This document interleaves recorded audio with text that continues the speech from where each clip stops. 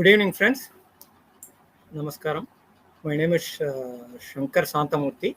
For those who do not know me, for others who know me personally, please bear with me. This is just a 2-minute introduction of myself. So, I'm Shankar Santamurthy, based out of Chennai, and I'm a humble seeker of spiritual wisdom. So, right from my early days, I was quite interested in the spiritual quest. So the quest still continues. Of course, it is still at a nascent stage. Just as humble, as I said, it's a humble seeker. So I'm just going to start. Those who know me are familiar through my social Facebook and blogger things. I keep writing on some of these spiritual things, whatever learnings I have been getting. So in a few seconds, I'm going to start the live session of a specific presentation. Today, I thought it's a very important and auspicious day. Yesterday I started the channel, being Vinaya Chaturthi, as they say in Tamil. So I just thought it was very auspicious to initiate the channel yesterday. And today being the day when Swami Vivekananda addressed the world in a famous Chicago conference on Hinduism, I thought today is a very ideal day. Even in Jainism, today is a very specific day for self-reflection and things. So all that said, I just wanted to go live today. With my few thoughts. This is going to be an experimental mode because it's the first time I'm with a live audience. I have presented more of corporate presentations on the technical side, but this is more on a different side and different set of audience. So please bear with me for any lapses or anything. So I'll be just going live in a few minutes and in a few seconds. With my presentation. Thank you all for all your support, and do share your feedback. Thanks. I'm just trying to share my screen. This is going to be a PowerPoint based presentation because I want to visually show certain concepts that I have been learning. So I'm trying to share the screen.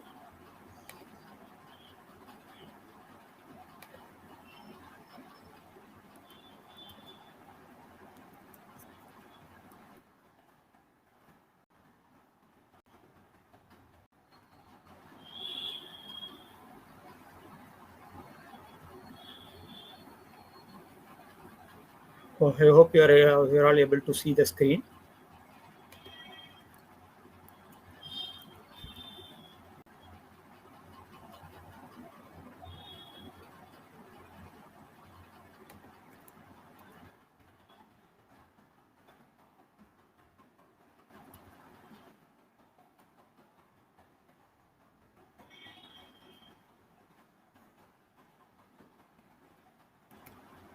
அல்லல்வோம் அல்வினைவோம் உன்னை வயிற்றில் பிறந்த தொல்லைவோம் போகா தேரம்போம் நல்ல குணமதிக மாமருனை கோபுரத்தில் வீட்டிருக்கும் கணபதியை கைத்தொழுதக்கால் காட்டு வழி போனாலும் கள்ளர் பயமானாலும் கேட்டு வழி காலனார் வந்து கிட்டிடினும் நாட்டமுடன் நம்பிக்கை உண்டே விநாயகனார் தும்பிக்கை உண்டே துணை உருவாய் அருவாய் உளதாய் இளதாய் மறுவாய் மலராய் மணியாய் ஒளியாய் கருவாய் உயிராய் கதியாய் விதியாய் குருவாய் வருவாய் அருள்வாய் குணே நமசிவாய ஓம் நமோ நாராயணா திரு பிரகாச வல்லலா திவ்ய திருவடிகளே சரணம். So the topic on which I'm going to discuss today is on bhāratīyasanātanadharmasya. It is just a bird's eye view, which I will be covering on different aspects. As I said, this is only my first facing towards a general audience. So definitely do share your feedback. It will be very great for self-learning and as well also for tuning my research.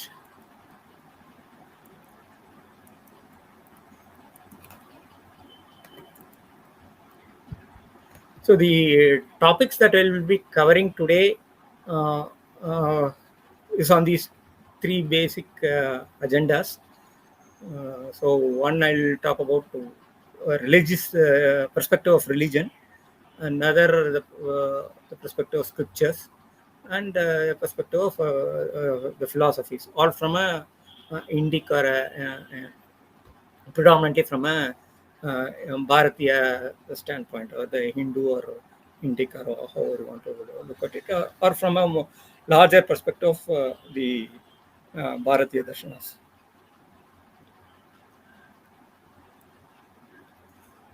So the first topic I wanted to touch upon is on the religion as a perspective.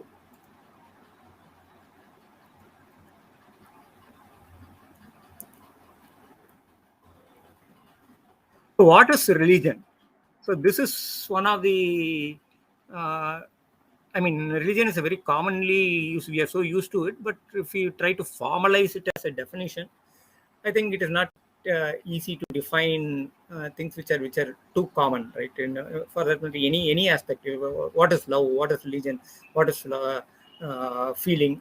So some of these things are difficult to formally define. But there are scholars who try to provide their own formal definitions, which will help us set the stage. So I just wanted to set the stage here.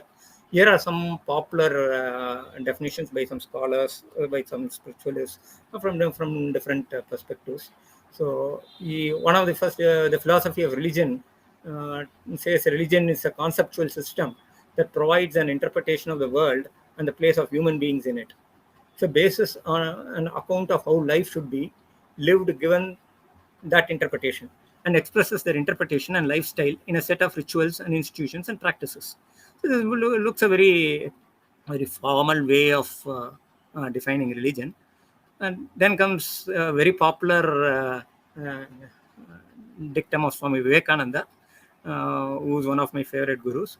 So religion is a manifestation of the divinity already in man. So which is basically trying to say that the inner divinity is getting manifested through religion. Religion is a means through which the divinity manifests itself.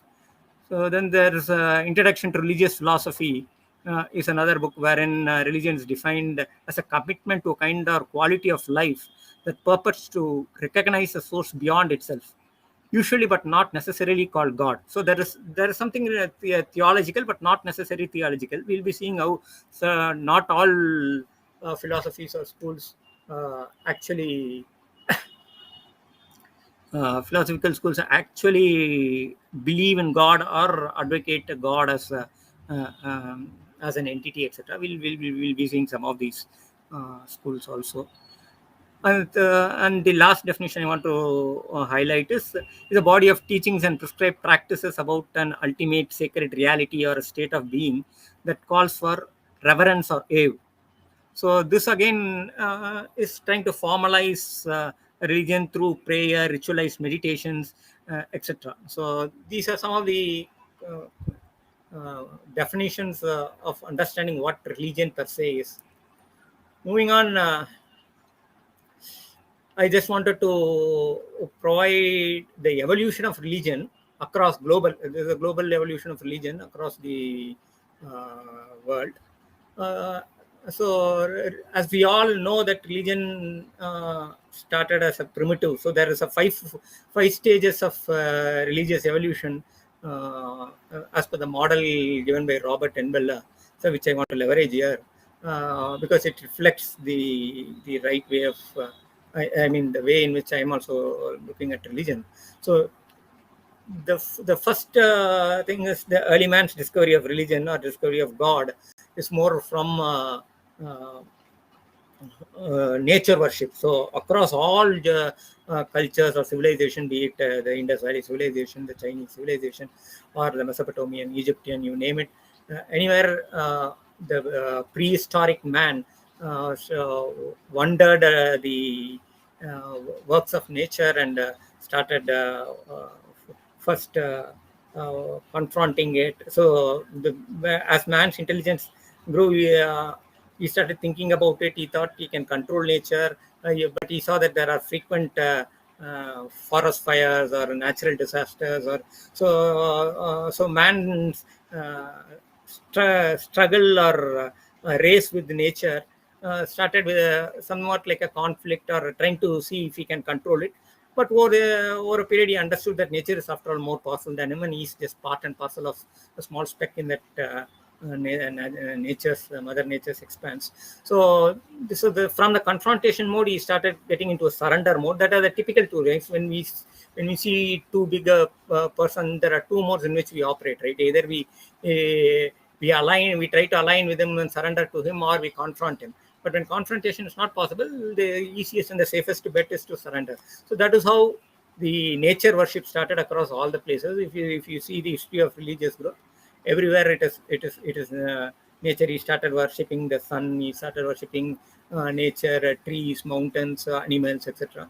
Then over a period of time, then the next stage in which is that he wanted to symbolize this nature, because he wanted to, as his intelligence goes. So Swami Vivekananda again used to say, just as man evolved from an animal into a more intelligent being, man's concept of God also evolved. It's not that God evolved. God is omnipresent, omniscient. But his concept or understanding of God evolved. So he wanted to give a more meaningful or easy to symbolize forms. So from direct worship of nature, symbols of nature was worshipped.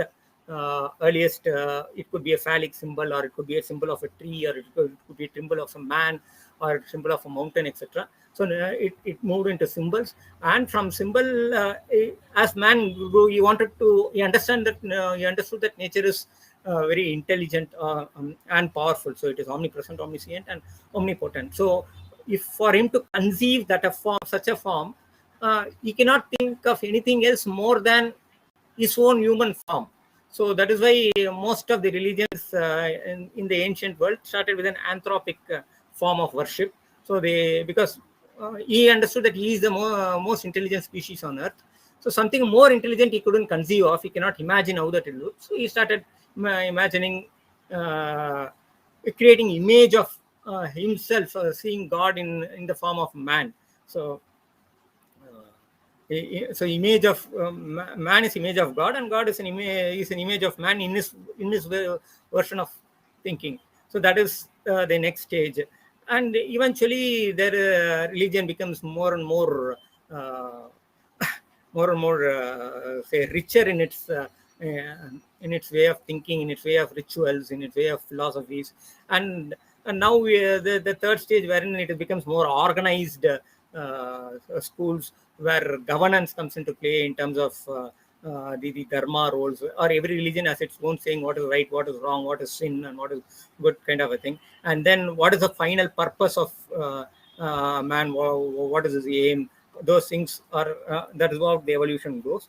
And then there is a social angle to it. So these are the five major phases of religious evolution, which I just wanted to touch upon. Moving on, I just wanted to give a snapshot, a bird's eye view of all the religions or mainstream religions here. So this is not an exhaustive list. So there are two kinds of religions. One is these mainstream or the major religions, and other are there are countless number of tribal or infinite religions other than what is there. And these are also a very high level list of religions. So on the one side, we have the South Asian religions like Confucianism, Taoism, Shintoism, etc. And then we have our great motherland, Indian-born native religions like Jainism, Buddhism, Sikhism, and of course our good old Hinduism or Hindu Dharma. And then there is equally ancient or civilization from the Zoroastrian schools. And there is the Abrahamic religions and its branches, starting from Judaism, Christianity, Islam, and the Baha'i faith, which is relatively a more recent revelation. So these thing are I would say are the mainstream religions currently in practice today. Moving on. This is older Wikipedia update on the spread of different religions across the globe. this might be a slightly older thing. I don't know the exact statistics on date. But more or less, I think this is how the distribution is. So this is another view of, sorry. This is another view I just wanted to share. I like this presentation. It gives a more statistical or quantitative measure of the distribution. So across different countries, for example, how in India Hinduism is predominant in India, and how in different geographies different religions are predominant. I think this kind of mapping is very informative and very visually very easy for us to relate to. So that's why I shared this one. Moving on, this is the branches within these religious mainstream religions. Of course, I think this is becoming very difficult to read, but I just wanted to give a big picture of this in a single slide. So sorry for doing that, but I think I'll try to zoom in and. Anyway, I'll be capturing each of this in a separate thing in the following slides. So again, the South Asian thing, as I said, that's the Confucianism, Taoism, Shintoism, etc. Then this is the Jain religion. So which has two main Svedambaras and Digambaras, and it has its own subdivisions. We'll be discussing some of them as we go along. I don't want to spend everything on this slide. I just wanted to give a bird's eye view of this. This is the Buddhism, the Buddha Dharma, and its main branches, the three main branches of Hinayana, Mahayana, and Vajrayana schools and its various sub-schools that originated in India. Then Sikhism is more or less a standalone religion, which is an offshoot of Hinduism, just like Buddhism or Jainism have been. Though Jainism and Buddhism have a much more ancient origin compared to Sikhism, which is fairly relatively newer. And then there is the Hindu Dharma. So in the Hindu Dharma is again there are a lot of tribal schools. I mean, tribal in the sense native modes of worship within Hinduism itself. That is what this is. And then there are the mainstream theologies or religious schools, which thanks to Adi Shankara, who formally brought it under the umbrella of the Shanmata Sampradayam, or 6 theological traditions, starting from Vaishnavism or Ganapatyam, Kaumaram, Shaktam, Saivam, and Sauram, etc. We will be, these are the various branches within Hinduism. I'll be touching upon them separately. So I'm just moving on. The last but not the least, I want to talk about the other foreign religions, which have a huge presence across the globe and as well as in India. So the Abrahamic religions, particularly Christianity and Islam, are well spread in India. And Judaism is the ancient parent of all the Abrahamic religions, just as Hinduism is the mother of all religions within India. Judaism is supposed to be the mother of from which Christianity, Islam, and Baha'i branched out based on their own revelations and their own branching out. So they have their own ways of differentiating from the former religion, just as in our bhāratīya context. So again, within Islam itself, there are two major branches and various sub branches. And Baha'i, I'm not sure whether there are any sub branches within that. So this is the Hindu various religions, various theological traditions and their subdivisions. So I'll be moving on to the next slide. Of course, I'll be talking about them, some of these aspects in detail. So this is the Hindu perspective.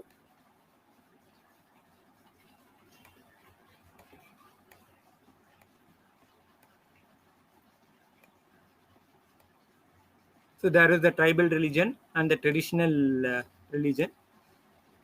So we have as I said, there are the Shanmada Sampradaya. In Vaishnava Sampradayas, we have different schools.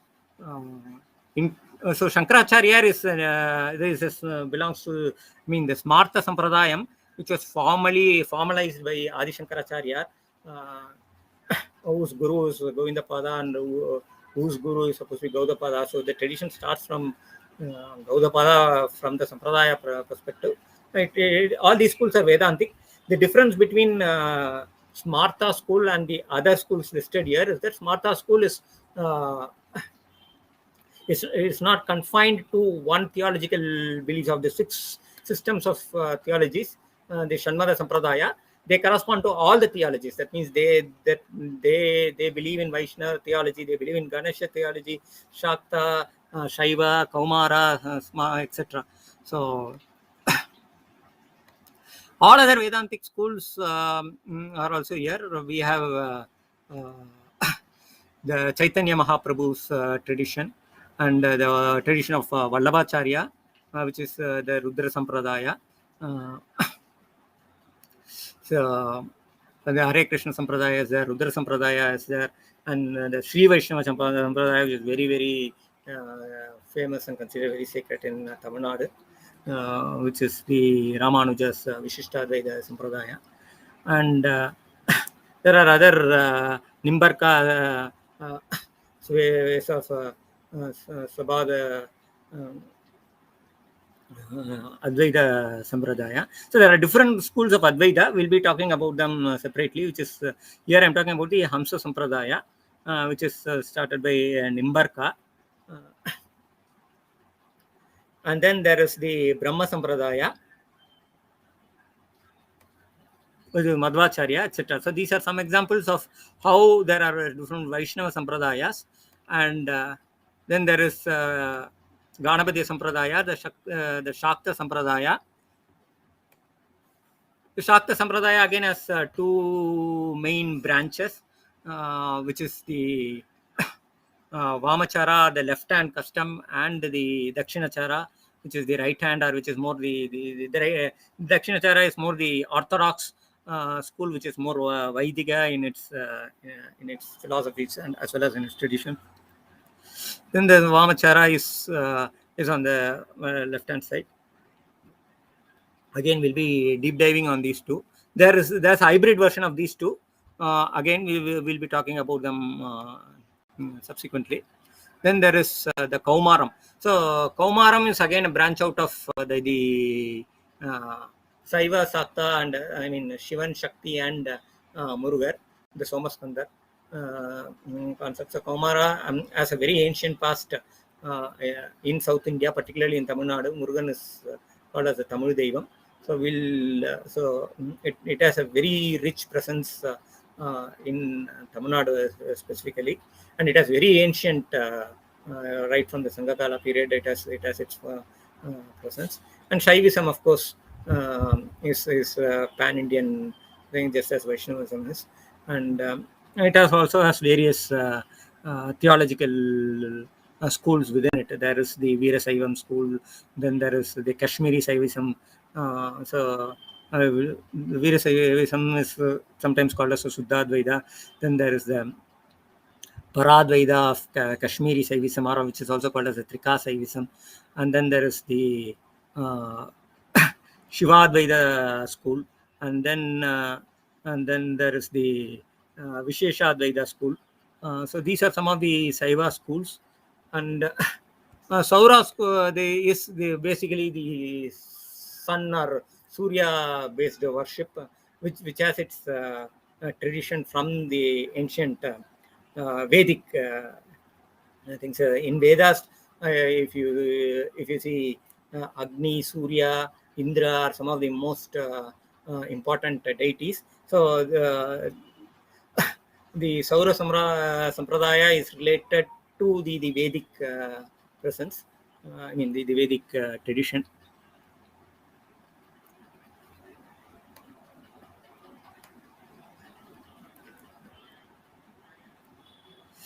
Moving on, I wanted to go a geographical spread of the Hindu of I mean, this is only a highlight, but and may not be an up-to-date version, because today in the Americas and in the Europe also there are a lot of Hindu uprising, and Hinduism is thriving there. But this is more of a traditional way of looking at how it started from the soils of the India, and then it spread to different parts of Southeast Asia to some extent, and this side the erstwhile what is today called Afghanistan and beyond that areas.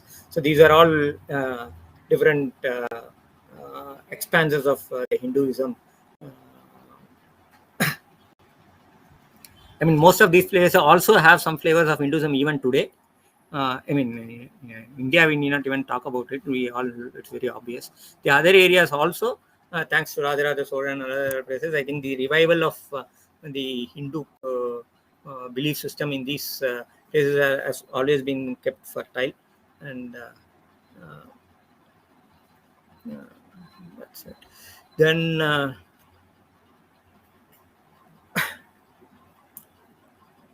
talking about Buddhism, again, there are three major branches of Buddhism, as I already talked about. And these are the Buddhisms which originated from India. Buddhism is again a pure offshoot of Indian brain or Indian. So thanks to our rich spiritual heritage. So Gautama Buddha incarnated here, and he was instrumental in spreading Buddhism, which is one of the largest religions in the world.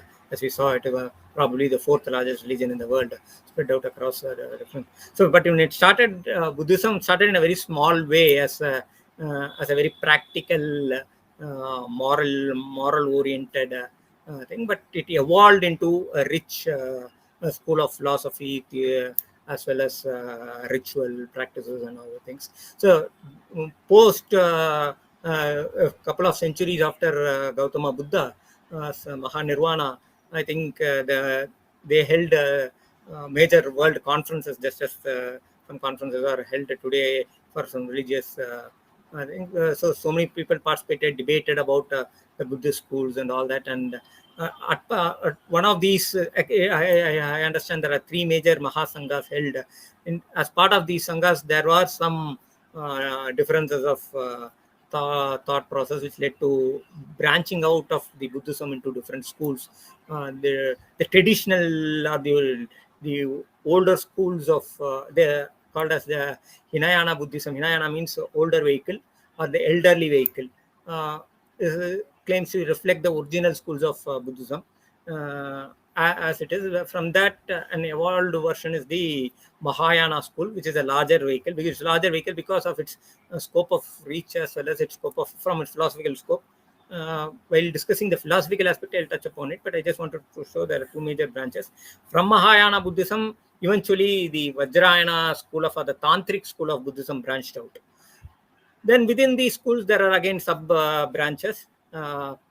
Like for in the Mahayana school, there is a Madhyamaka school, and the Yogacara schools are the two major branches, and there is a synergies between them.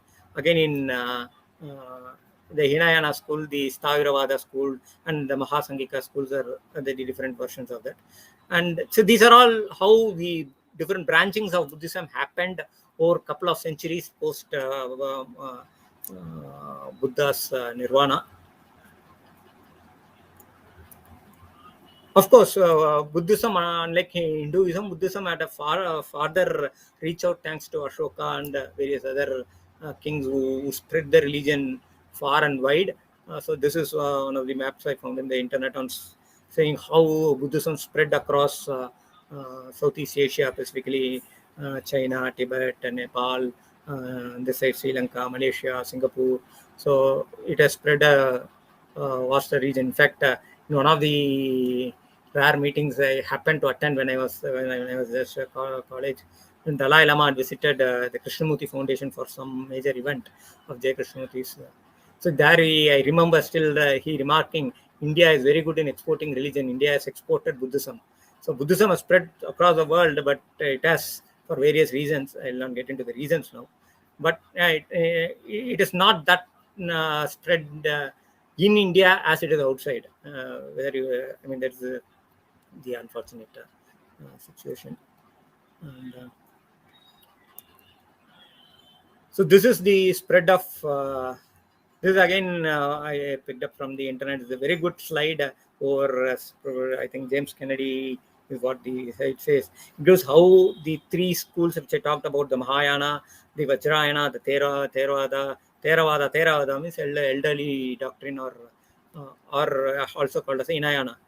School branched out into different geographies, and then how localized and customized based on their own traditions, and how there are various other branches of Buddhism that we can see. So this is an ocean by itself. While deep diving in Buddhism, maybe we can look at that. I just wanted to say how Buddhism has spread its tentacles far and wide.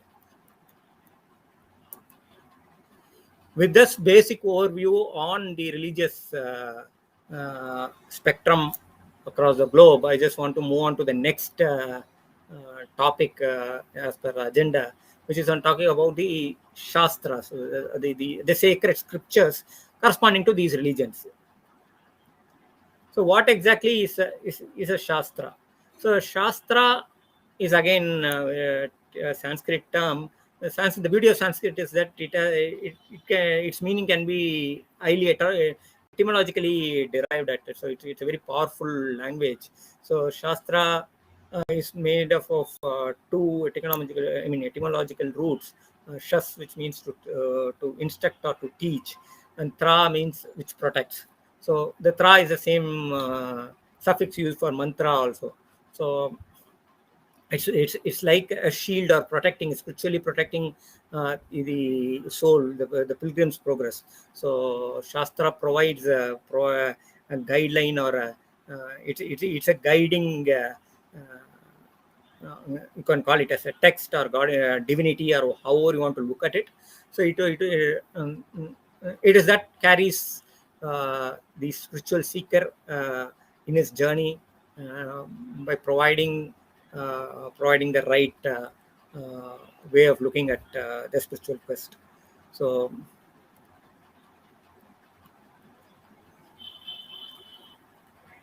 it refers to so Shastra can be looked at as a corpus of spiritual wisdom gathered by famous various seers. Rishi means as a seer. In colloquial Tamil is called as a Parpan, because he is Parthan. Yada Parthana? Brahmate Parthan.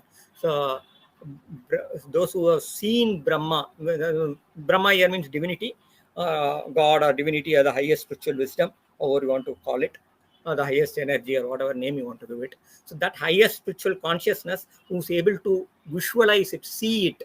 So seeing is the best form of understanding. That's why we see that we call it something as a perspective. We call a philosophy as a darshana. See, so that in the same lines, he's called as a seer, and a muni is something who contemplates on what he sees. So, and there are devadutas who are prophets. So whatever they have seen, they want to spread it to the rest of the world. As Tirumular in his Tirumandram says, Yam petra inbam perugai vayagam. So whatever spiritual wisdom they gain, these rishis, rishi munis, kavis. So rishi muni kavi means seer, sage, poet. So he expresses it in a poetic form and spreads the spiritual wisdom to the common people for take it. We'll discuss more about that as we go along. So Shastra, there are two kinds of the scriptural wisdom. So one is the Darshita Jnana, which is the revealed wisdoms, which we call as the revelations, or the Shruti Jnana in the Vaidika Sampradaya, or revelations in the Abrahamic terms. The another is the discovered. So one is a top-down approach from which the highest spiritual consciousness, call it God or whatever it is, from there it descends down for humanity to absorb, and humanity to reflect on it, and humanity for the spiritual progress of humanity in a nutshell.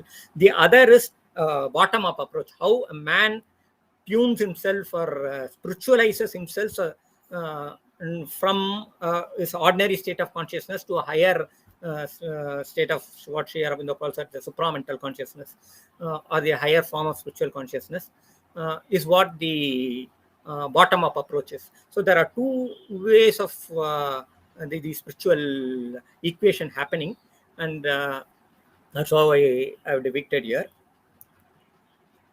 So this is a more nature's mapping of what I said here. So there is a top-down approach, just as how rainfall comes because of the evaporation, then it gets condenses and it moves around and again flows back. Likewise, it's a cycle. So everything is in this omniscient and omnipotent world. I mean, the existence. Nature provides us the way to provide through its grace of compassion, which is called as Anugraha Sakti or Sakti Nipadam in Saivism, wherein the grace flows down from top to down, just like sunlight reaches us. Then the sunlight heats the what is there down here, the water here, and then makes it evaporate. It reaches high again and flows down as spiritual wisdom as a rainfall. So this is typically how the spiritual cycle works in terms of the Shastra, sacred wisdom flows, which is a cycle. That means there's a top down and a bottom up angle to it. So I just I mean, this is a popular comparison, and almost all our scriptures also reflect this kind of a flow. I just wanted to visually give it, and for those who are more scientific minded, to do a mapping on how it is based on this scientific theory. And this is another depiction of how from Shiva, who represents the highest state of consciousness in Saivism. So the above him, from his head, there is Ganges. So he represents the. We all know that. I mean, according to the Puranic legend, he lives in the Kailasha. The Kailasha is the highest, the tallest state on earth, right? Position on earth, right? So that height of wisdom, spiritual wisdom, is what the Kailasha represents, which in yogic terms represents the what the Dwadashanta, which is above the Sahasrara, from where highest spiritual energy flows down through the Agnya Chakra, and from the Agnya Chakra is what is called as the command center, which is the point between the eyebrows. So we call it as a Purva Madhi. So these Himalayas, the snow-clad mountains of Himalaya, the sun, as we saw in the earlier. So the sun, because of the grace of sun, the spiritual wisdom melts down as Ganges or Yamuna or whatever rivers are here, and flows through that. And from a yogic perspective, it is received by the rishi who was kindled his kundalini fire from bottom up and reached the state of up to the Agnya, and he is able to receive the command at the Agnya Chakra of this sacred instruction or the revelation. For example, Bhagirath is receiving the Ganges here, that's how depicted. So this cycle, we'll be deep diving it in from a Kundalini perspective and all in subsequent sessions. But here I just want to say how the flow of which they call it as a Shastra Avatara, and the Avatara means descent. The descent of the Shastra is compared to the flow of a river. That's why we say rivers are always considered sacred in Hinduism. Now back to the spread of Hinduism in its from a scriptural point of view. This again, I think it's a clumsy slide because I try to put everything in a bird's eye view of all important things. So I'm trying to zoom in.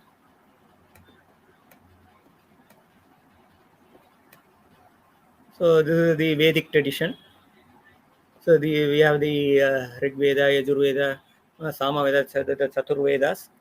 And the Yajur Vedas again has its two major branches, which is the Krishna Yajur Veda and the black Yajur Veda, and the white Yajur Veda, which is the Shukla Yajur Veda. So the Chatur Vedas, these are the Chatur Vedas.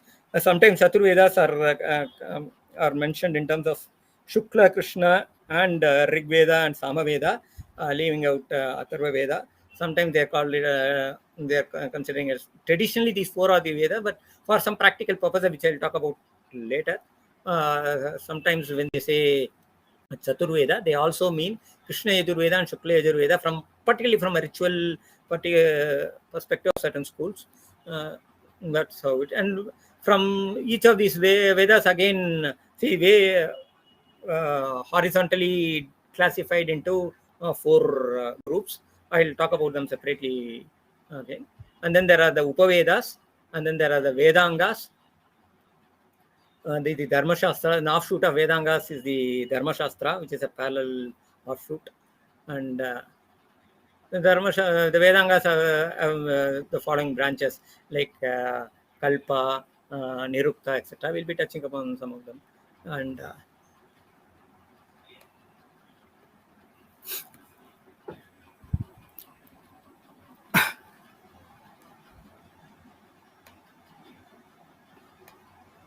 And then there's the Veda philosophies. So the Vedic Darshanas, this is the Nyaya Darshana, the Vaisheshika Darshana, the Yoga Darshana, the Sankhya Darshana, the Purva Mimamsa, and the Uttara Mimamsa are more popularly known as the Vedanta Darshana. So Nyaya is one of the oldest schools of logic in the world, probably. And Vaisheshika again is it's more ontological, or we'll say that the concept of atoms and all very popular in Vaisheshika, just as in the ancient Jaina school. Then there is the Yoga school. Yoga, I think we are all we are familiar with, but now Yoga is not restricted to the asanas. In fact, asana is just a very small piece of the Yoga Darshana. We'll touch upon it. And then the Sankhya is one of the oldest philosophical doctrines probably in the world. And Purva Mimamsa. Purva means since it's a prior inquiry, which is focusing more on the Karma Kanda of the Vedas.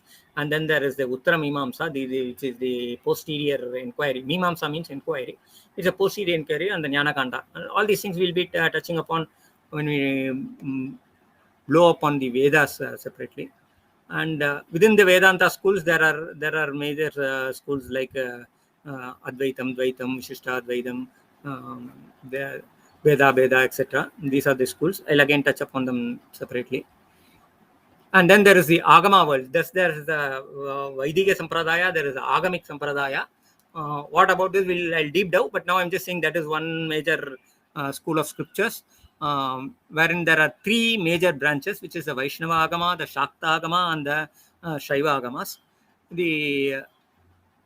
Each of them have their own Mula Agamas and Upagamas, and there are hundreds of such Agamas. And I mean Upagamas and all these schools. And then just as we have Vedanta Darshanas, there are something called as the Shaiva Darshanas, which I am depicted here, which we'll see in greater detail as we move along. Then there is a Purana. I'm just giving a bird's eye view of the different kind of scriptures. So before moving to Agamas, to Puranas, in the Agamas itself, there are four, just as we have four major branches within the Vedic Samhitas. So when we have vertical Samhitas, like in the Rig, Yajur, Sama, Atharvana, then there is horizontal, which is the Mantra, Brahmana, Aranyaka, and the Upanishads. So there is a fourfold structure, vertically and horizontally in the Vedas. Similarly, here we have the fourfold structure in terms of Sariya, Kriya, Yoga, and Jnana Marga, Jnana Padas. Jnana Padas is also called as Vidya Padas in certain texts. So the Sariya Pada focuses on conduct, then Kriya on the ritual or the activity side, Yoga and as the name and the yogic union, and Jnana is the philosophical or the cognitive side of the Agamas. Then Puranas, we have the Puranic corpus again can be classified into Itihasas. So Itihasa is a special type of Purana. It's not technically a Purana, but I have classified it here just for classification's sake. Itihasa means it's more an historical account of out of events. We'll be discussing about that subsequently. So Itihasa literally means has it happened. So it's an has it happened account, an historical account of events, of specific events, and the players of those events, etc. So the two major Itihasas we know, Ramayana and Mahabharata. And then there is Mahapuranas, which there are around 18 Mahapuranas, and there are Upapuranas. So within these Itihasas and Puranas, there are some Gitas and other texts like Sahasranamas, etc. available there. Then there are Upapuranas, and there are Sthala Puranas. Sthala Puranas, again, it's a very interesting concept wherein Kshetras or Punyasthalas or Alayas or Koilgal have their own Sthala Puranas, which gives the historic or legendary account of that particular, how that deity got incarnated there, and the story behind it, and all that. That is called as a Sthala Purana, which is a very, very huge corpus. And then there is the very unique and rich feature of the Bhakti cult in Hinduism, which is the Bhakti Sampradaya. Saivas, each of these 6 schools have their own bhaktis. For example, Saiva Pannir Tirumuraigal, or Alvar or Nayan, Alvargal, Divya Prabandham, etc. are some of the main schools of bhakti. Similarly, in other geographies within India also, there are a lot of bhakti literature. There is no scarcity of bhakti in India, and highest level of bhakti, both as a spiritual sadhana as well as from a purely literature perspective. There's a very huge corpus of bhakti in India.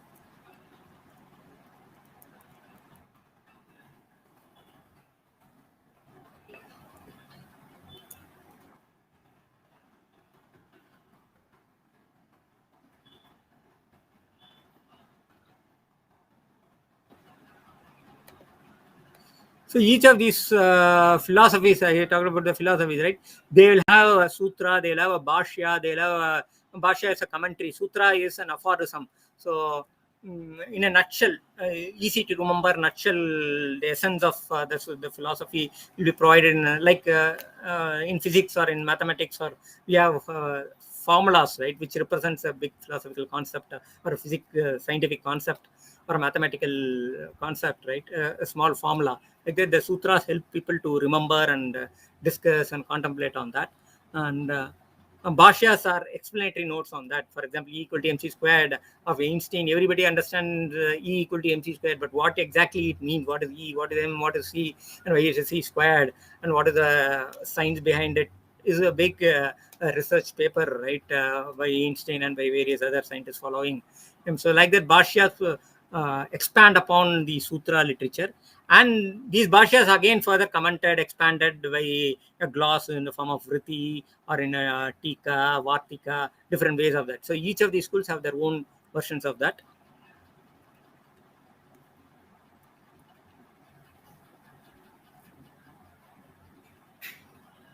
So now we're talking about the Vedic schools. As I said, there is the Rig Veda, Yajur Veda, Sama Veda, and Atharva Veda. This is how they are different branching out. And these are the main darshanas within this Vedantic perspective. So these are the core darshanas. From the Uttaramimamsa, we have various other darshanas, Vedantic darshanas branching out. And each of these darshanas has its own, as I said, the sutra, the bhashya, the vriti, etc., various corpus of text detailing about the main doctrines of the school.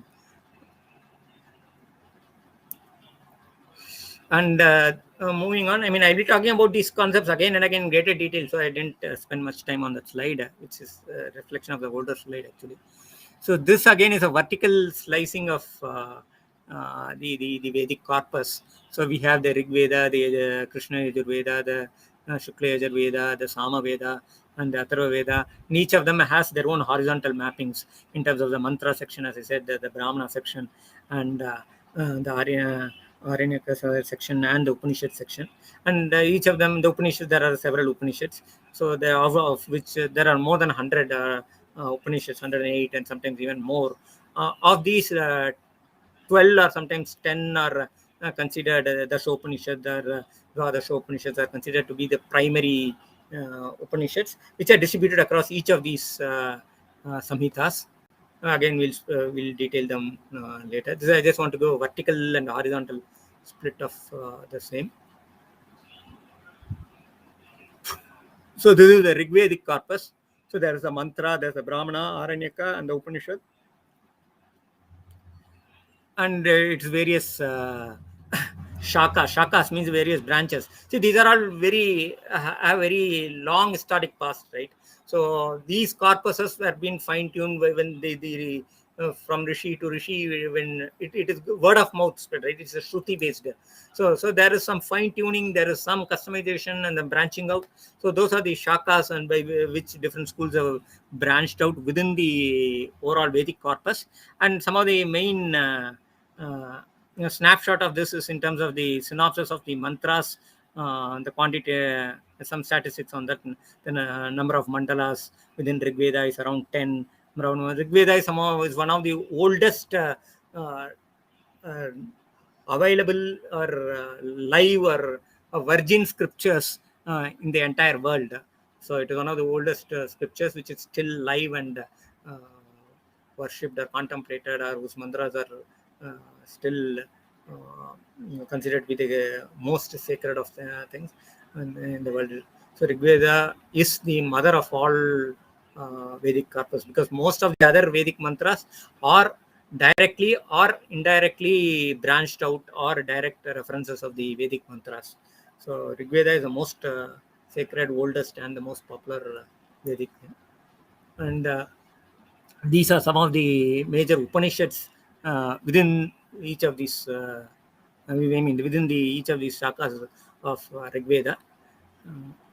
So Muktika Upanishad is one of the Upanishads within the 108, which provides an index of these. I just give them as reference here, because number of Upanishads and the categories where they belong, different schools or different texts have their own versions. So the reference I am using is of the Muktika Upanishad, and the indexes are given here. And these Upanishads are further classified either in terms of Mukhya Upanishad, Yoga Upanishad, Shakta Upanishad, etc. Saiva Upanishad, Vaishnava Upanishad, Vedanta Upanishad, etc. So those categorization also I have given wherever I can provide a mapping. Then this is moving on. There is the Krishna Yajurveda, which is Yajurveda is the most popular in terms of its ritualistic practice, particularly in South India, particularly in Tamil Nadu, which is the Krishna Yajurveda strong belt. Most of the rituals or most of the sampradayas we follow, the rishi traditions that we follow are based out of or can be traced to the Krishna Yajurveda or the Black Yajurveda corpus of Vedic Samhitas. So this again has the fourfold classical mantra, Brahmana, Aranyaka, and Upanishads. And the Katha Brahmana and Taittiriya Brahmana are the two major Brahmanas here. And it has its own shakas. The Taittiriya Shaka is there, and Maitrayani Shaka is there. There are different shakas available here. Again, Taittiriya Shaka is the what is practiced mostly in South India, and particularly in Tamil Nadu. Then we have the Aranyakas. So this again is a spiritual growth. So mantra is one area. Then we move on to Brahmana, the Brahmana to Aranyaka, and Aranyaka to Upanishad. So this is again inward journey kind of a thing, which I'll touch upon as we move along on this lines. And the popular Upanishads are given on the right. Some of them, not all. And the synopsis of the difference, I just leave it for 2 minutes for you to just take a look.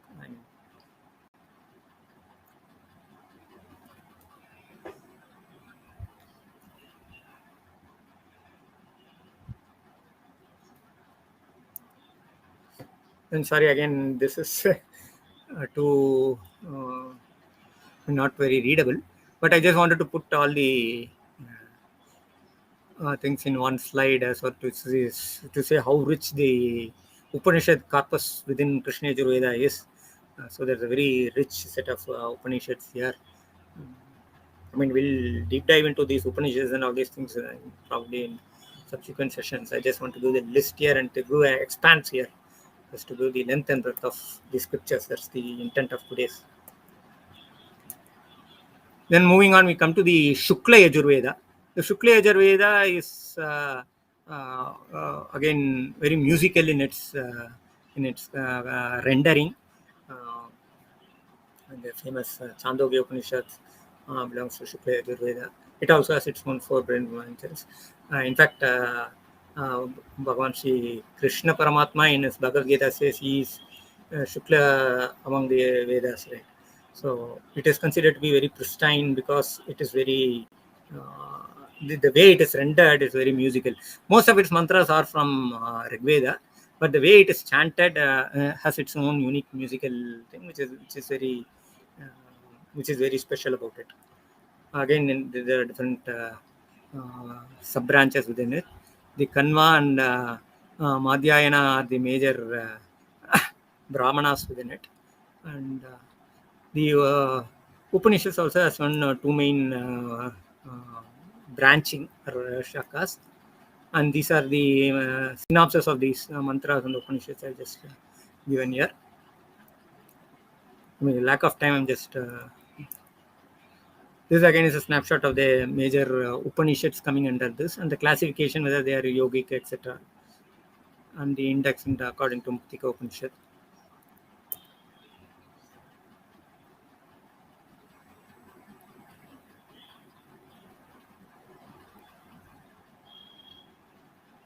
Sorry, what I was talking about Samaveda. There I was just talking about the whatever I said about the Krishna referring to it is in the Samaveda. Somehow I got lost here. So Samaveda is this is the White Yajurveda. White Yajurveda is another part of the Shukla, the Yajurveda corpus. So the slide is showing Shukla Yajurveda, but I am talking about Samaveda, etc. Sorry for that. And so this is Shukla Yajurveda, this is the White Yajurveda. The main thing is what is the white and black is that it is more of a convention of saying that the fourfold classification between mantra is anyway, mantra, Brahmana, Aranyaka and Upanishads is not very watertight in the Krishna Yajurveda. That means we can find mantras even with other sections and vice versa, kind of a thing. In the White Yajurveda, it is more, which is an offshoot of the Krishna Yajurveda. The classification is more clear. So that's why it is called, for its clarity's sake, it is called as White Yajurveda. Of course, there is a legendary way of how it became white and all that. I'm not getting into those things here. Then moving on to Samaveda, which I already talked about in terms of talking about Shukla Yajurveda.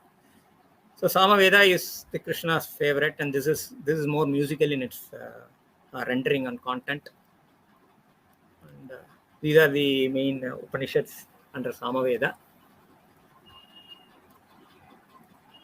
So as is a list of Upanishads, you can find it anywhere. I'm just skipping to it. Just want to give the length and breadth of it. Then coming to Atharva Veda. Atharva Veda is the 4th branch, and probably historically this is the last offshoot of the Vedic Samhitas. So this Vedic Samhita is a continuum. They are not watertight compartments in the sense they are not distinctly distinct, right? They are for matter of convenience, they are classified under different buckets, like the 4 vertical and the horizontal mapping. But it is all the same spiritual truth. So truth is one, right?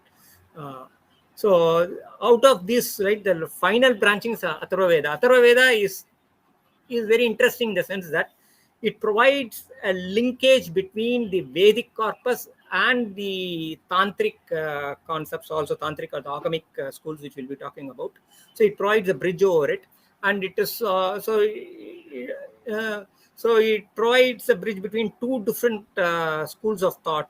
and it is one of the earliest references from the Vedic corpus perspective in terms of the concept of Brahman. So we already saw that from mantra to Brahmana to Aranyaka to Upanishads or the Vedanta, there is a flow of inward flow from how earlier there was, when you talk about the Vedic mantras, right, there it may look to be a polytheistic scenario wherein there are multiple devatas who are glorified or who are worshipped through these mantras, right, and various rishis trying to contemplate on these mantras. So it looks like there are multiple devatas or deities. So there are around 33 plus named deities, and these named deities are sometimes given alternate names which are sometimes considered as different deities or same deities. So those are the ways in which these deities are mapped. And in fact, there is a famous Upanishad Vakya wherein it says that there are almost 3 lakhs or 33 lakhs, a big number of deities. Are there really so many deities? Ask the disciple. Then the guru says, no, not exactly that. Then he filters down, like from say from 3 crores to 3 lakhs, from 3 lakhs to 3,000, 30,000 to 30,000 to 3. So that how from a polytheistic to non-dualistic, or for a single concept of or ekayana vada, so monotheistic word. Monotheism has a different connotation from the Abrahamic side, but what I'm saying is from a multiple God to a single, all-embracing, all-inclusive concept of Brahman is a journey, is a spiritual journey. So that spiritual journey is there in the Upanishads part very much highlighted. The same thing from the Atharva Veda, the mantra section itself gives a lot of concept to the Brahman. The concept of Brahman as a glorified or the unified form of all the devatas, the Parabrahma concept line evolved historically from the Atharva mantras. So Atharva Veda also a lot of mantras from the Rig Veda and has its own mantras also. So the concept of Brahman evolved as a philosophical concept. I think Atharva Veda played a major role, and also, as I said, bridging with the Agamic, the tantric side of Indian scriptures. Then moving on, these are if you see Atharva Veda, some people say Atharva Veda is not important, only the first 3 are considered as sacred. Atharva Vedas, of course, Atharva Veda also as concepts in terms of this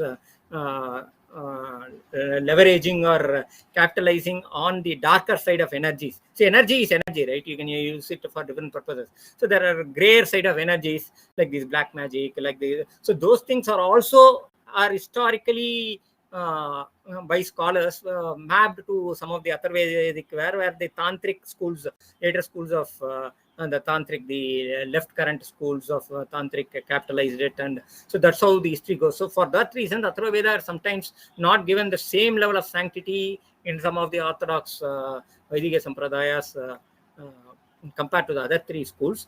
Nevertheless, Atharva Veda is considered very important. As I said, from a philosophical point of view, the concept of Brahman, or the concept of Vedanta Darshanas, starting from the Kevala Advaita of Adi Shankara, I think directly or indirectly through the Upanishads has its play in the Atharva Veda to a great extent. Of course, other Rig Veda and all that are equally important. But what I'm saying is Atharva Veda has its own uniqueness. Moving on, I'm touching upon these Vedangas, so which are the limbs to the Vedas. For us to understand the Vedic concepts, the Veda has a very rich length, breadth, and depth also, right? So for understanding it, there are different sciences developed around it, so which are called as the Vedic limbs to better understand these Vedic corpus. So what are highlighted here are that, and they are compared to the different, they are called Angas, because if you take a Veda as a Veda Purusha, because according to Vaidika Sampradaya, Veda is the same as Brahman. Veda is not just a text, it's not just words, it is the same as Brahman. So for that Brahma Purusha, these Vedangas form the different Angas or different body organs. It's a mapping. It's a mapping of these Angas. Like the Siksha, which is the phonetics, plays a very, for us to understand these Sanskrit mantras and the Upanishads and all that, right? The phonetics plays a very important role. Similarly, Nirukta, we will also be seeing how Nirukta plays a very, very important role in terms of etymology. Then the Chandas, how you pronounce, or the meters, which is basically the Vedic meters or the prosody of the Vedic chanting, how to chant, in what frequency to chant, and what pitch to chant, etc. So Chandas is again a very, very, very elaborate science within the Vedanga corpus. And Jyotisha again is considered as the eye of Veda. So the Vedanta Jyotisha is one of the earliest Vedic treatises in India, and probably written documents in the world. So astrology has its own history. So Veda, Vedic astrology has a purpose. Astrology has two purposes, right? One, the ancient or original purpose according to Vedic astrology is that it was used to predict the nature. We are also that how man started worshipping from nature worship is spiritual growth evolved, right? So you wanted to understand nature, to capitalize, leverage nature, to do a ritual. So this mapping of the perfect time-space continuum, for that Jyotisha played an important role. Where to do, when to do a particular ritual, when to chant, how to chant is there in the mantras, and what is the meaning of that is there in the Niruktas, the Tandhar, and how to, these are other angas there. Like that, Jyotisha plays an important role. That's why it's called the eye. It provides you when to do a particular ritual or when to do a particular contemplation. That means at that point of time, the energies are best leveraged or best maximized or optimized. So that is where astrology used to play. And then it becomes more into a predictive. So first it was analytical, then it became predictive, and then prescriptive on a human individual day-to-day activity. That is the evolution of astrology as such. But originally it was how and what time to do the ritual or the karma of Vedic karmas. Similarly, in Agamas also we see the Panchangas are mainly used. That is Vakya Panchangas mainly for predict the various puja events or the festivals for each temples, how to do it and all that, right? So that in that way, Jyotisha, the Panchangas played a very vital role in space-time management of nature in tune with the ritualistic tradition. Then there are the Upavedas, which are the ancillary Vedas, like the Artha Shastra, which provides the political science or the economics of how economics should support the overall scheme. Then there is the Ayurveda, how only if you are healthy and right, the Ayurveda plays that role. So the medical right. Then the Dhanurveda, you should also have a self-defense, how you defend yourself so that your spiritual pursuit is not disturbed in any way. That everything is related to your spiritual growth with their social impact. And then there is music, the Gandhara. We saw how Samaveda is a music. So music is always very closely interlinked. We call it as Nada Brahmam or Shabda Brahmam, Sangeeta Brahmam, right? So music plays a very vital role in Hinduism. So that's why it is called as one of the Upavedas. Moving on, we talk about the next stream or the parallel stream of scriptures, which is called as the Agamas. So Agama is derived again etymologically from the Sanskrit Aga and Ma, and what it means is what is tried to provide here. A means to come, so Ga means to go, and Ma means to accept. So what it means is it is called as to come because the original source of the wisdom comes, as I said, it is Agama Avadara or Veda Avadara or Shastra Avadara. Avadara means descent of spiritual from a top-down approach. So then it is called to go. Is it because the original destination of the audience is there? So from there, the rishis take it to the next level through Shakti Nipadam or through the divine grace. As Manika Avanarulade Avantal Vanangi. So the grace is what is personified as Parashakti in Saivam, both in Trikasanya, Kashmir Saivism and Saiva Siddhantam, etc. So that is called Shakti Nipadam. Shakti Nipadam means flow of grace, a descent of grace. So the same in Sri Vaishnavam also. So the Sri or the Lakshmi plays a major role in taking a man to God. So Jivatma reaching Paramatma, Lakshmi plays a very vital role, right? So that concept is there in both schools. And one means accept. So this is how Agama is defined. Then what constitutes an Agama? The Agamas itself provide a sevenfold nature of Agamas. So that is what is given. It should talk about creation, how the creation of how the world evolved or created or manifested. There are different schools of it, but how it came into being. Then how it dissolves back to Pralaya. Then it should talk about the sixfold rites. The sixfold rites, in my opinion, maps to what I given in the rite in terms of how we do a cleansing of our sixfold chakras or sixfold koshas or sixfold layers of cleansing, and how that is converted into a regular sadhana. Then the deity the Agama should talk about deity worship. So the difference between an Agamic school and the Vedic school is that Veda is more of a yajna, a homa, where fire is the means of bridging the gap between. So there is no idol worship in the so-called idol worship or vigraha upasana in the Vedic world, right? In the Vedic world, it's all deities, it's nama, and their mantra to contemplate on it, and Agni, which is the bridge. So why is Agni the bridge? Is even according to law of thermodynamics, right? In the Panchabhuta, Agni forms the third principle for us, right?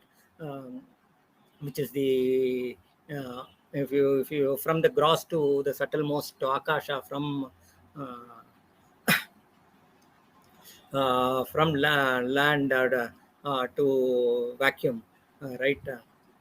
Man to Agayam, or however you want to look at it, right? So that subtlety of spiritual thing, Agni plays the middle role.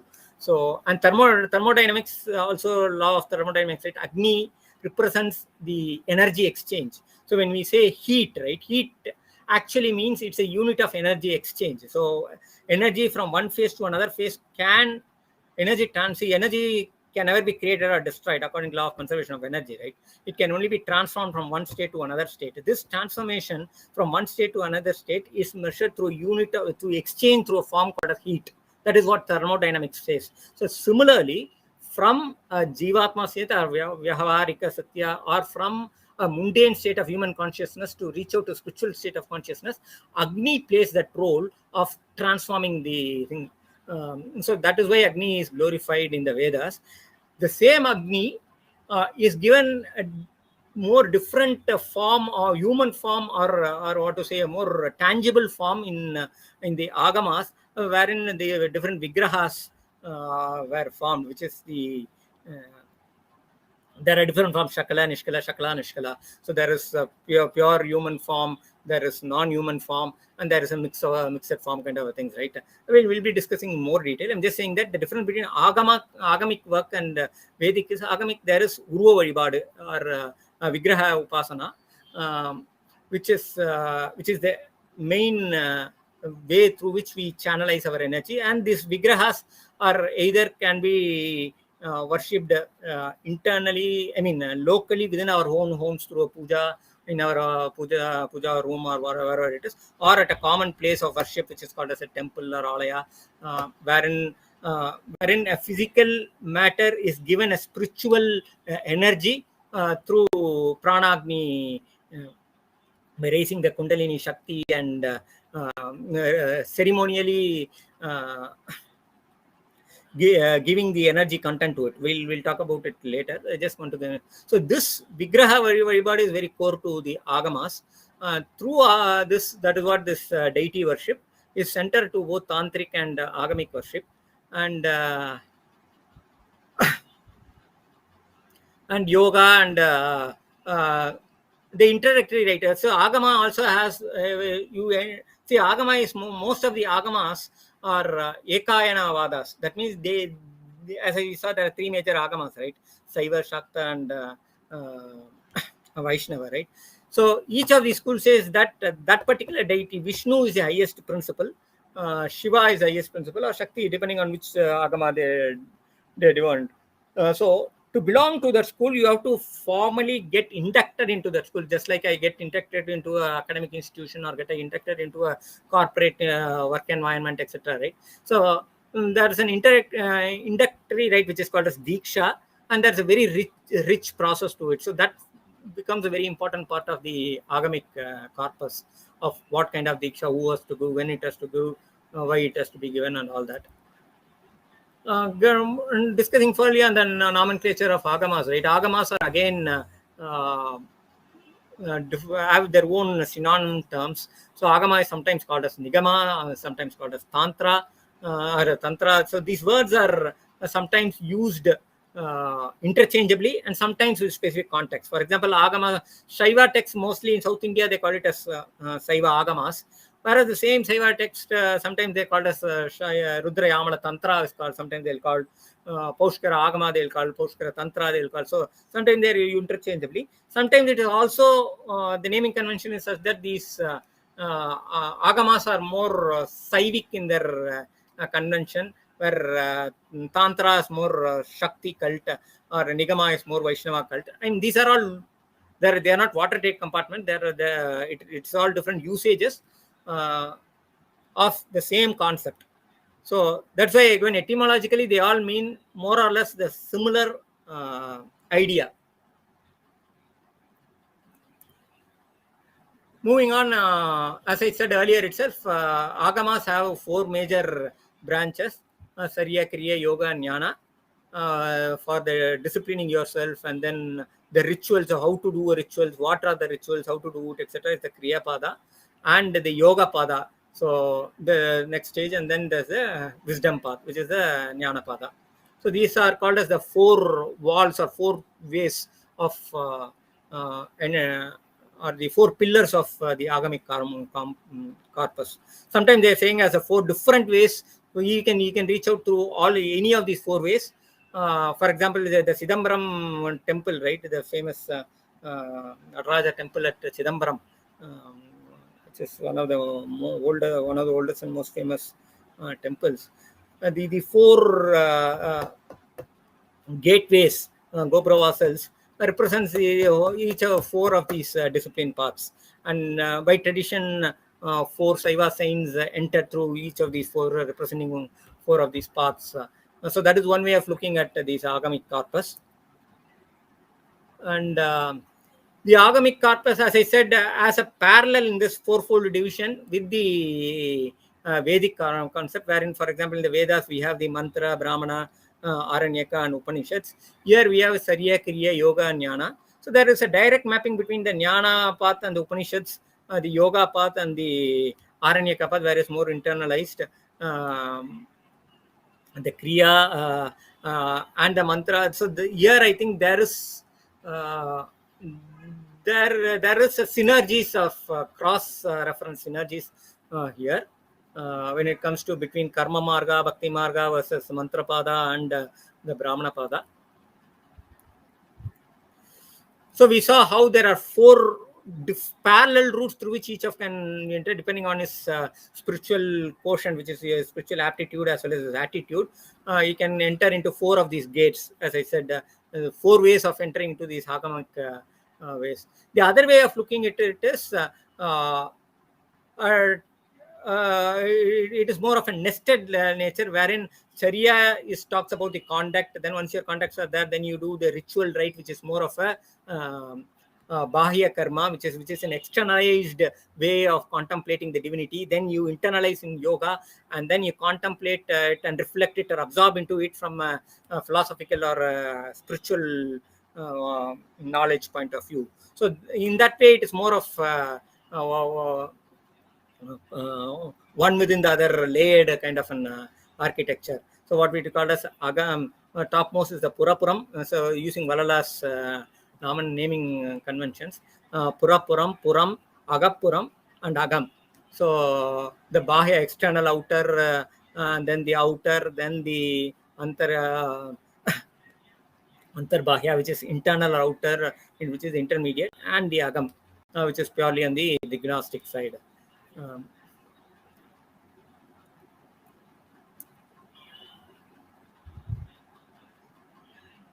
But at the end of the day, all these add up to the same Brahmanubhuti. So it is not that one is lesser than the other. They are just way of modeling your thought process differently. Depending on your aptitude and attitude, you can reach out to the same level of divine experience or following anyone or all of them. They are not watertight compartments. Actually, technically, I personally believe, and personally, based on whatever I experience or whatever I understand, my iota of, 2 cents, is that wow, if you catch up one and if you deepen into one, it automatically moves you to the other, and the thick walls start vanishing, and you see that there's a perfect synergy between all the 4 ways. So this is a further the Sarya Kriya Yoga Pada from soteriological or journey of the soul. The pilgrim's progress is again broken down into Sarya Il, Kriya Il, Yogam, Sarya Il, Jnanam, Kriya Il. So like this, there is 4 into 4, 16 stepped process of the spiritual journey. That is what I have depicted here. So there is a Charya, conduct in conduct, then there is Kriya, right in conduct. So we can belong, as of now, we can belong anywhere in this matrix. So depending on spiritual quotient, we can belong anywhere. We can be at the entrance level, or we can be at the higher. If we are Puritans, we are already here at the highest level, or we can be at the entry. We can belong anywhere here in this 4 into 4, 16 matrix. So this is another way of depicting how this is step by step spiritual ascent of the soul.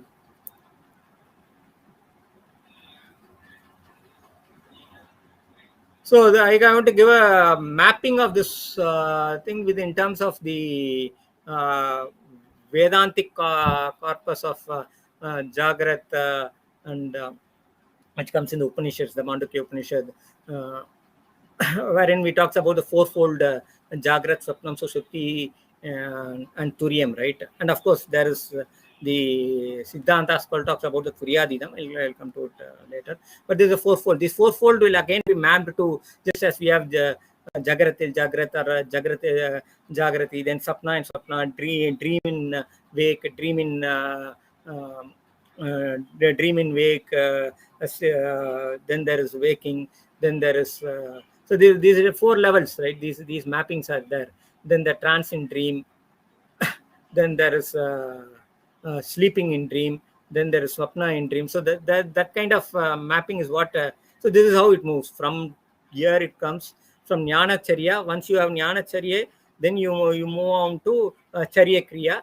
So from charya we move on to kriya, the 4 stages, and then it's like up and down journey. Then from there you come down your spiritual to jnana yoga, and then you move on to the other layers of wherein you go to jnana till jnanam kind of stages, which is the highest stage that is here. So, and if you see, they are in one way, if you look at it, they are almost at the same level. So it is only how you look at things. It is a journey, as well as we cannot take that too hard and fast rules of these ones. So this is just a way of saying how you progress at different milestones. Another way of looking at the descent of the spiritual wisdom provides in the Veda, in the Agamic terms, in terms of the 6-dimensional flows, wherein there is a flow in terms of epistemological flow, and then there is an ontological flow. What is left on the left is so that's as I said, right, in Hinduism, scriptures are as good as Brahman, as good as the world. So they are not thick walls of differences. How one flows into the other, both from a top down and bottom up approach, is what our religion constitutes. And for that, the 6 Adhvas, means 6 pathways of the descent as well as the ascent, is what is depicted here. In other words, it's evolution and involution. And the Agamas are, again, as I said, the Saiva, Shakta, and the Vaishnava, the 3 major schools. If we talk about the Shaiva Agamas, the Shaiva Scriptures perspective, See, Shaiva Scriptures have the philosophical part of it, the Shaiva Darshanika Shastra, like Saiva Siddhanta schools, like for which is called as Shad Adhvas, and then the Parad Veda of Kashmiri Shaivism, and there is the Sri and other schools of Shaiva schools, right? Veera Shaivam, etc. Right? Those all talk about the philosophical tenets, and then there are some mythological concepts. A lot of Shiva Puranas are there from the 18 Puranas. Many of them are Saiva Puranas, and then there is a Bhakti Literature of Saiva devotional songs like Devaram, Tiruvasakam, etc. And then there is the actual Śīkasanātanadharmasya, which is the Agamic content we are talking about. And then there are, like Vedantic Upanishads, there are Saiva Upanishads, and there is Saivism has a very huge content on Shiva Yogam. A lot of scriptures around that.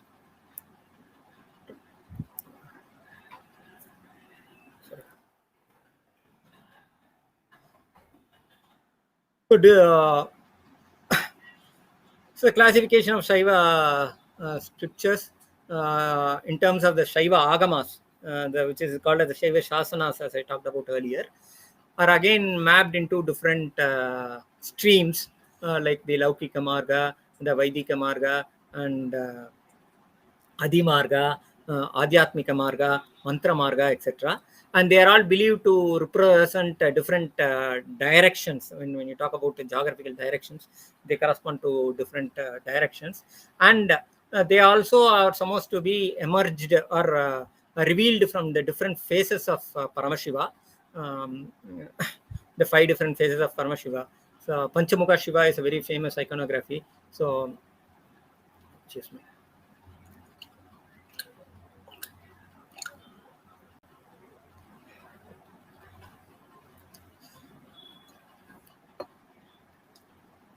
So for each of the Shiva, there's like Satyajodha, Vamadeva, Tatpurusha, Agara, and Agora and Ishana.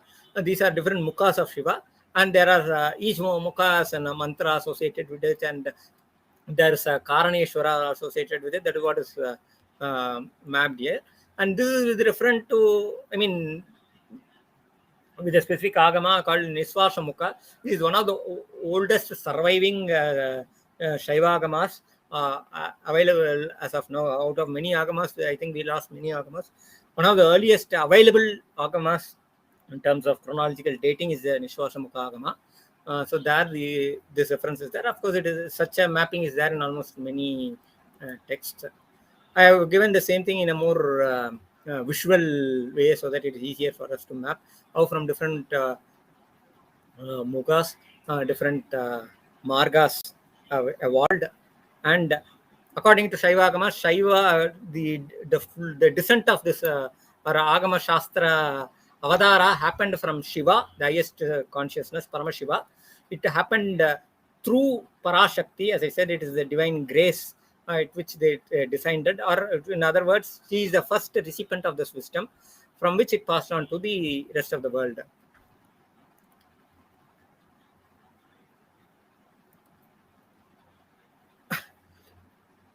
Then moving on, this is how, this is another way of saying that how everything blossomed from the, it looks like a flower. I like this depiction, so I gave it. In terms of how these are different petals of the same flower, different schools of Shaivism. And these are the, I'm expanding about on each of these paths as we go along. So there's what is meant by Vaidika Marga, what is meant by Saiva Marga. What I'll do is, I think I've been given instruction that we have covered. Time-wise, I think I wanted to give a time check. So maybe I'll continue it in the next session, as I wanted to give a break. Sorry for probably.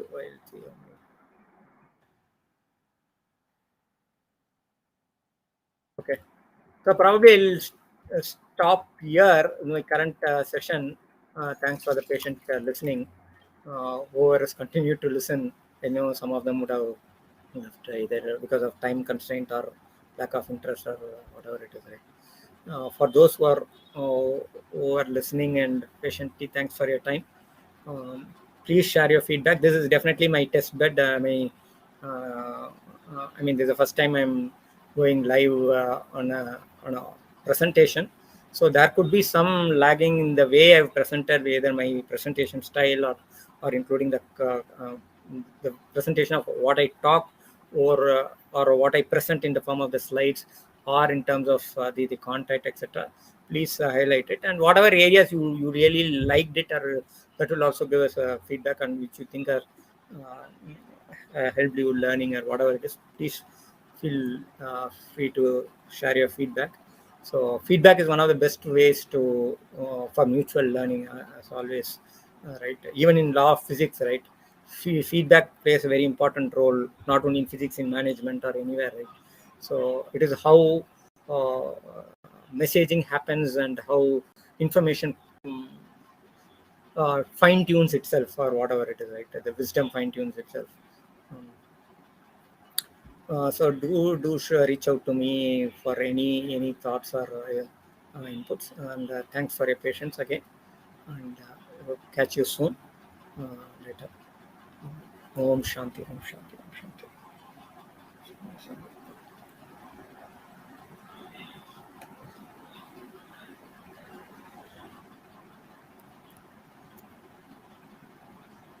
எல்லாம் செயல்கூடும் ஞான எம்பலத்தை எல்லாம் வல்லான் தனையே ஏற்று